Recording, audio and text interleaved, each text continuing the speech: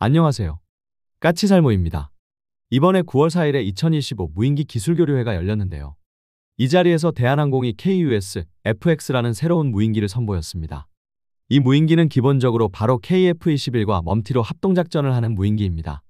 그런데 여러분도 알겠지만 대한항공에서는 이미 국방과학연구소와 함께 저피탄 무인편대기 기술실증 사업을 하고 있고 이미 기술실증 기체의 제작까지 끝냈으며 조만간 저피탄 무인편대기가 첫 비행을 앞두고 있습니다. 그런데 대한항공이 KF-21과 합동작전을 하는 새로운 무인기를 선보였다는 건 무슨 의미일까요? 정확히 이번에 대한항공이 선보인 무인기는 무게 220kg으로 5톤급 무인기인 저피탄 무인편대기보다 월등하게 그 크기가 작은 기체입니다. 정확히는 카이에서 개발하는 AAP-150 무인기와 비슷한 무인기인데요. 결론은 지금 카이는 물론 대한항공도 그리고 정확히는 LIG까지 우리나라의 세계 방산업체가 비슷한 성능의 무인기를 선보이고 있습니다. 당연히 이게 우연일 수는 없고요. 이렇다는 건 지금 우리 공군이 새로운 무인기 사업을 준비 중이고 업체들은 공군의 새로운 사업이 시작하기 전에 기술적 우위를 점하기 위해서 선행 개발에 들어갔다고 할 수 있습니다. 그래서 오늘은 대체 공군에서는 어떤 새로운 무인기를 원하는지 그 이야기를 해보려 합니다. 그 전에 앞서서 또 KDDX 이야기를 해야 하는데요. 이번에는 뭐 또 한탄할 시간도 없고요. 정확한 내용만 언급하고 가겠습니다. 방사청이 사실상 KDDX에 대해서 HD현대와의 수의 계약을 밀어붙일 생각인가 봅니다. 방사청이 이번 달에 또다시 현대와의 수의 계약을 방추위에 상정한다고 합니다. 이번 달인 9월 18일에 사업분과위에 사업을 상정하고 그리고 9월 30일에 방추위에 상정을 한다고 합니다.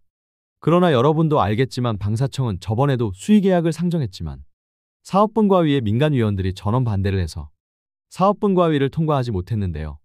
그런데 이미 일부 기사에서 여전히 일부 민간위원들이 반대를 하고 있어서 사업 통과가 불투명하다고 이야기하고 있는데요. 그건 그 사람들이 사업분과위가 어떤 건지 몰라서 하는 이야기고요.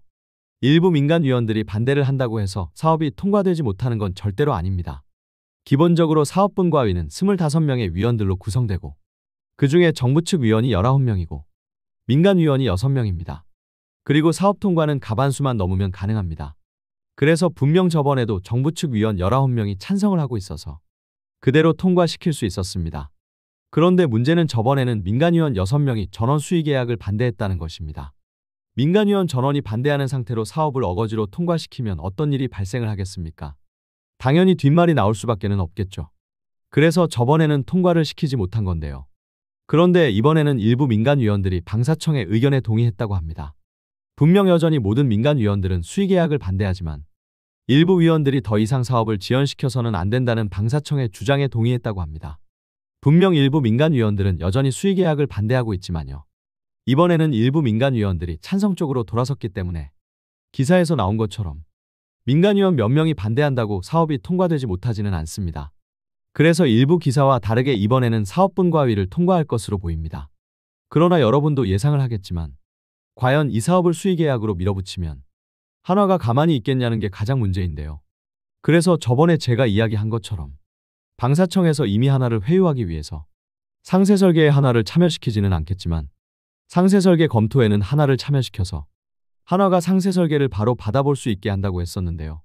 만일 한화가 이런 방사청의 제안을 받아들였다면 한화도 소송을 하지 않을 것이고요. 만일 한화가 이런 방사청의 중재안을 받아들이지 않았다면 정말로 소송을 하게 되지 않을까 합니다. 그런데 저희 예상으로는 이번에는 한화도 받아들이지 않았을까 합니다. 한화도 얻을 만큼 얻었기 때문입니다.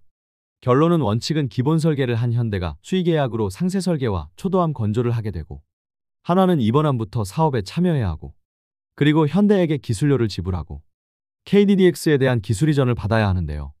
지금은 방사청의 중재에 의해서 한화는 바로 상세 설계를 받아볼 수 있게 되었고 그리고 이번 함의 건조도 앞당겨질 것이기 때문에 한화로서는 결코 손해는 아니라고 봅니다. 그래서 저의 생각으로는 이번에는 한화도 방사청의 중재안을 받아들인 게 아닌가 하고 그래서 방사청도 현대와의 수의 계약을 방추위에 상정을 하려고 하는 게 아닌가 합니다. 아마 일이 되면 현대와의 수의 계약이 결정되어도 한화가 소송을 하는 일은 없을 것입니다. 아무튼 이번에는 정말 KDDX의 사업 방식이 결정되기를 기원해봅니다. 그럼 KDDX 이야기는 여기까지 하고 다시 대한항공이 발표한 KUS FX에 대해서 이야기해보도록 하겠습니다. 우선 현재 우리나라는 KF-21과 합동작전을 하기 위한 무인전투기를 개발 중이고 지금 그 사업은 대한항공과 그리고 국방과학연구소가 하고 있습니다. 그러나 분명한 건 이건 어디까지나 무인 전투기를 개발하기 위한 선행 개발이고, 그래서 앞으로 이 선행 개발을 바탕으로 본 개발을 해야 하는데요. 물론 지금은 무인 전투기를 대한항공이 국방과학연구소와 함께 개발 중이지만 당연히 이 사업은 규모가 어마어마하게 크기 때문에 카이도 당연히 이 사업을 따내기를 원하고 있습니다. 이 사업의 전체 규모는 KF-21 사업과 비슷한 수준이기 때문입니다. 그러나 지금까지 무인 전투기의 선행 개발 사업들은 대부분이 대한항공이 하고 있었고, 카이는 그래서 무인 전투기의 사업자가 될 가능성이 별로 없습니다. 더욱이 기술적으로도 이미 대한항공이 선도하고 있기 때문에 카이는 대한항공과 기술적 격차도 존재합니다. 그래서 카이는 이런 대한항공과의 기술적 격차를 좁히기 위해서 자체적인 예산으로 독자적으로 무인 전투기를 개발하고 있는데요.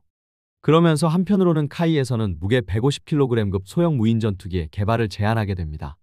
정확히 카이가 이 사업을 처음 제안할 때는 원래 우리 군에서 이미 존재하는 사업인 150kg급 스텔스 무인 공격기 사업의 일환으로 제안했으며, 바로 소형 무인 전투기를 스텔스 무인 공격기 대신 도입하자는 거였는데요.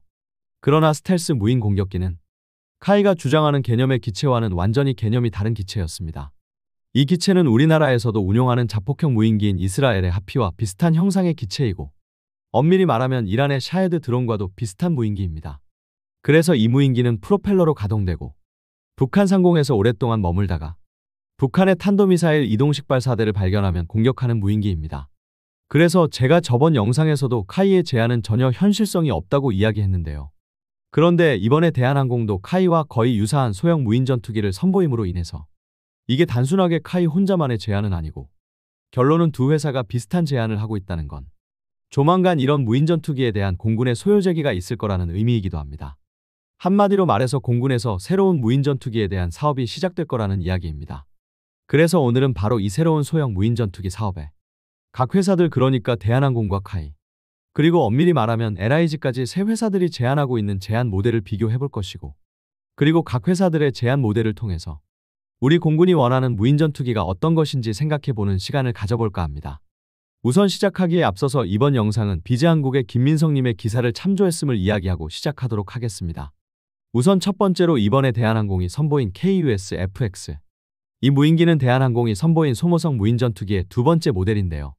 기존에도 대한항공은 KUS-RP라는 소모성 무인 전투기를 선보인 바가 있고, 그리고 대한항공이 KUS-RP를 선보인 건 불과 몇 달 전인 2025 드론쇼 코리아였습니다.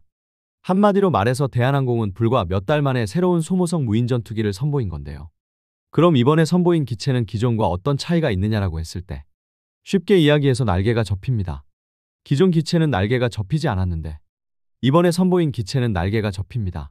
그래서 대한항공에 의하면 이 기체는 공중에서도 발사를 할 수 있고, 그리고 일종의 다련장 로켓처럼 발사도 가능하다고 합니다. 정확히 이 기체에 공개된 재원을 살펴보면 무게 220kg에 그리고 임무장비 탑재 능력 20kg, 최대 사거리 600km이고 길이 4m에 폭 2.8m, 그리고 엔진은 1300파운드의 소형 마이크로 제트 엔진을 사용한다고 하는데요. 문제는 이번에 대한항공이 이 기체를 기존과 다르게 날개가 접히게 한 이유는 바로 컨테이너에 수납하기 위해서입니다. 바로 20피트 표준형 컨테이너에 무인 전투기 9대를 수납해서 보관하고 있다가 마치 다련장처럼 발사할 수 있다고 합니다. 그리고 이건 아마 많은 분들이 이번에 있었던 우크라이나의 컨테이너에서 발진한 드론을 이용한 공격을 생각하실 건데요. 당연히 그런 용도로도 사용할 수도 있을 것이고요. 무엇보다도 다분히 우리가 개발하는 무인기 항공모함에서의 소모성 무인 전투기의 운용을 전제로 하고 있다고도 할 수 있습니다. 그리고 또 한 가지는 바로 KF-21 블록3의 내부 무장창에 탑재하는 것도 고려했다고 보이고요. 현재 우리의 KF-21 블록3는 아직 내부 무장창의 크기를 결정하지 못했지만, 그러나 최소 1000파운드급의 무기는 운용할 수 있는 규모이고, 이 기체는 고작해야 500파운드급 무장이기 때문에 날개가 접히면 당연히 KF-21의 무장 파일론에 탑재하는 건 물론 심지어는 KF-21 블록3 내부 무장창에도 탑재가 가능합니다. 그런데 재미있는 점은 바로 대한항공이 이 기체를 선보인 시점입니다. 굳이 이 시점에 대한항공이 이 무인 전투기를 선보인 건 다분히 카이를 의식해서인데요. 왜냐하면 이번 달인 9월에 카이는 이 KUS-FX와 동급 모델인 AAP-150의 첫 비행을 계획하고 있기 때문입니다. 한마디로 말해서 다분히 카이를 의식한 발표라고 할 수 있는데요. 그럼 이 기체와 경쟁하는 카이의 AAP-150은 어떤 기체냐라고 했을 때 카이의 기체는 길이 3m에 폭 22m에 무게는 150kg인 기체인데요. 이 기체는 아직은 날개는 접히지 않아서 전투기의 무장 파일론에 탑재하는 게 현재로는 불가능합니다. 그러나 당연히 앞으로는 카이도 날개가 접혀서 KF-21의 무장 파일론이나 내부 무장창에 탑재가 가능한 모델을 선보일 거라고 생각을 하고요. 여기에 더해서 엄밀히 말하면 무인기는 아니지만 이 대한항공과 카이의 소모성 무인 전투기와 경쟁 관계라고 할 수 있는 게 바로 LIG의 1000파운드급 모듈형 미사일입니다. 이 미사일은 쉽게 이야기해서 현재 KF-21 블록3가 내부 무장창을 최대 1000파운드급 무장을 탑재하게 만든다고 하면 KF-21의 내부 무장창에 들어가는 정말 최대한 큰 무장입니다. 그러나 두 무기가 무인기라고 이야기하는 것에 반해서 LIG의 1000파운드급 모듈형 미사일은 말 그대로 미사일이라고 이야기합니다. 한마디로 말해서 지금 우리 공군은 KF-21에 탑재 가능한 멈티용 소모성 무인 전투기를 개발할 거라는 이야기이고, 이미 공군이 소모성 무인 전투기를 도입할 게 거의 확실하기 때문에 각 회사들이 사업을 선점하기 위해서 자체적인 예산을 들여서 선도적 개발에 들어가 있는 것입니다.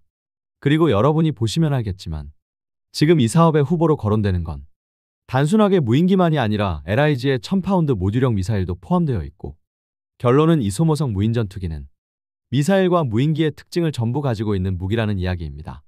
원래 과거부터 미사일과 무인기의 특징을 전부 가지고 있는 무기들은 많았으며 대표적으로 미국의 JASSM이 있는데요. 엄밀히 말하면 이런 류의 무기의 시초는 바로 미국의 택티컬 토마호크입니다. 이 미사일이 기존의 미사일과 다른 점은 바로 장거리 데이터 링크를 가지고 있다는 게 기존 미사일과 달랐으며, 택티컬 토마호크는 공대공 미사일이 아닌 장거리 공격형 미사일로는 최초로 데이터 링크를 탑재하고, 그래서 미사일이 발사된 다음에도 목표를 변경할 수도 있고 필요하면 일정 시간 동안 공중에서 대기도 할 수 있는 미사일로, 어떻게 보면 미사일과 무인기의 특징을 모두 가지고 있는 최초의 무장이라고 할 수 있고, 지금은 이런 무기들이 아주 일반화되어서 우리나라에서 보유하고 있는 슬래미알이나 그리고 타우러스 순항미사일도 이런 범주에 들어가는 미사일입니다. 그래서 지금은 미사일과 무인기의 경계가 아주 모호한 상태이고요. 그래서 우리나라에서도 소모성 무인 전투기 사업의 후보로 LIG의 1000파운드 모듈형 미사일까지 거론되는 것입니다.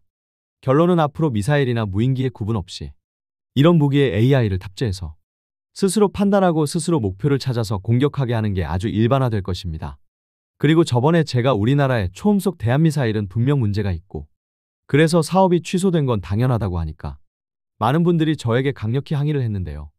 그리고 물론 그때 제가 미국의 신형하푼을 그 대안으로 이야기했지만요. 그러나 엄밀히 말하면 우리가 미국의 신형하푼을 도입한다고 해도 그 도입 수량은 정말 적을 것이며, 결론은 우리의 초음속 대한미사일의 진짜 대안은 바로 이 소모성 무인 전투기가 될 거라고 봅니다. 우선 이 사업의 3대 후보인 대한항공과 그리고 카이, 여기에 LIG까지 세 가지 무기 다 기체의 앞부분을 모듈식으로 만들어서 각종 임무에 적합하게 기수 모듈을 교환할 수 있게 만들었는데요. 당연히 그래서 대함 공격 모듈도 탑재가 가능합니다. 그래서 오히려 이 무기가 초음속 대한미사일보다는 적의 함대의 방공망을 더 손쉽게 돌파할 수 있을 것입니다. 우선 이 기체들은 전부 궁극적으로는 F-35보다도 더 높은 스텔스 성능을 가지게 될 것이며, 그리고 KF-21과 멈티를 하지만 멈티 데이터 링크도 지향성 데이터 링크이기 때문에 적에게 들킬 가능성도 없습니다.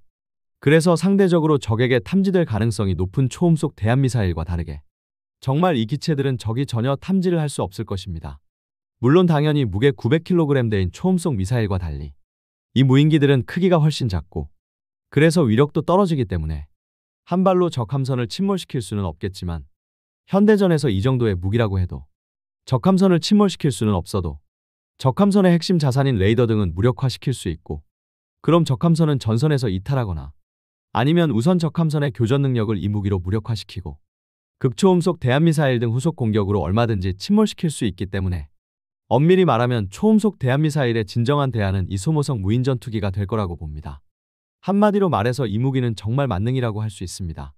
KF-21 전투기에 탑재도 될 수 있고 심지어는 컨테이너에 보관했다가 마치 다련장처럼 발사하는 것도 가능하고, 그리고 KF-21과 지향성 데이터 링크로 연결되기 때문에 적에게 피탐지될 가능성도 거의 없고, 기수도 모듈식으로 되어 있기 때문에 정찰에서부터 시작해서 전투기처럼 보이게 하는 기만체의 역할, 그리고 자폭 공격까지 가능한 정말 만능의 기체라고 할 수 있습니다. 여기에 더해서 바로 이 기체의 위력을 더해주는 게 바로 우리의 KF-21 복좌형 기체라고 생각을 합니다. 결론은 이 기체들은 그냥 한두 대의 기체를 미사일처럼 운용하는 게 전제가 아니라 바로 대량 생산을 해서 단가를 낮추고 그리고 운용도 대량 운용을 하는 게 기본 개념입니다. 그래서 이 사업은 드론의 크기에 비해서 생각보다 훨씬 대규모 사업일 것이고, 그리고 당연히 이 기체들의 AI가 탑재되어서 자율 운용을 기본으로 하겠지만, 그러나 어디까지나 아무리 AI를 탑재한다고 해도 최종 판단은 사람이 해야 합니다. 그래서 지금 많은 나라에서 멈티를 해서 전투기의 무인 전투기를 멈티로 연결하려 하고 있고, 우선은 우리나라도 대략 4대 정도의 무인 전투기를 멈티로 KF-21과 연결하려고 하고 있지만, 궁극적으로는 최소 수십 대, 최대 수백 대의 무인기를 한 대의 전투기의 멈티로 연결을 해야 합니다. 그러나 문제는 다른 나라들이 개발하고 있거나 개발한 스텔스 전투기들은 전부 1인승이고, 그래서 조종사가 전투기도 조종을 하면서 대량의 무인기도 지휘를 해야 하는데요. 아무리 AI가 발달을 해도 결론은 판단은 사람이 해줘야 하는 것이고, 그걸 전투기를 조종하면서 판단을 한다는 게 쉬울 리가 없습니다. 아무리 전투기를 자동 비행 모드로 운용하면서 지휘할 수 있다고 해도 한 명의 조종사가 자동 비행 모드 상태, 전투기의 상태도 살펴봐야 하고, 그리고 대량의 무인기의 임무에 대한 판단도 해야 합니다. 그래서 조종사에게 가해지는 임무 스트레스가 증가할 수밖에 없는데요. 그에 반해서 우리 KF-21 복좌형은 유일하게 2인승 기체이기 때문에 이걸 나누어서 임무를 수행할 수 있습니다. 그래서 전장 상황 판단 능력이 다른 나라 기체에 비해서 엄청나게 높을 수밖에는 없습니다. 쉽게 이야기하면 1인승 전투기는 기존 조기경보기의 역할이라면 KF-21의 복좌형 전투기는 조기경보 통제기의 역할을 할 수 있다고 보는 게 옳을 것입니다. 그래서 저는 우리의 KF-21 복좌형이 미래전의 사기 캐릭터가 될 수 있다고 생각을 합니다. 결론은 이 사업은 기본적으로 대량 생산, 그리고 대량 운용이 기본 전제가 되어야 합니다. 그래서 무인기의 크기는 별로 크지 않지만 아마 사업의 규모는 상당히 클 것이고, 솔직히 이번에 대한항공에서 새로운 모델을 선보였다고 하지만 역시 이 사업에서 가장 앞서가는 건 카이입니다. 아직 대한항공이나 LIG에서 제안하고 있는 모델들은 실체가 없는 도면상의 모델이지만 카이는 이번 달에 AAP-150의 첫 비행이 예정되어 있기 때문입니다. 아마 그래서 이 사업은 카이가 하게 될 거라고 생각을 합니다. 그리고 어차피 대형 무인 전투기 사업은 대한항공이 하게 될 것이기 때문에 결코 KF-21에 통합되는 멈티용 기체를 전부 대한항공이 개발하게 하지는 않을 것입니다. 당연히 방사청은 항상 해오던 것처럼 한 회사가 한 가지 분야를 독점하는 걸 막기 위해서라도 소모성 무인 전투기 사업은 카이가 하게 할 거라고 봅니다. 그리고 확실한 건 초음속 대한미사일 한두 발의 공격보다 바로 이 소모성 무인 전투기의 대량 공격이 적 함선, 정확히 말하면 중국의 항공모함 함대에는 더 위협이 될 것입니다.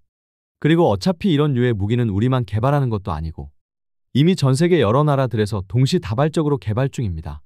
대표적으로 안두릴의 바라쿠다 500이나 코에스파이어의 RAACM 등이 있습니다. 그렇기에 세계적 흐름에 뒤떨어지지 않기 위해서라도 우리는 이 무기의 개발과 배치를 서둘러야 합니다. 어떤가요, 여러분?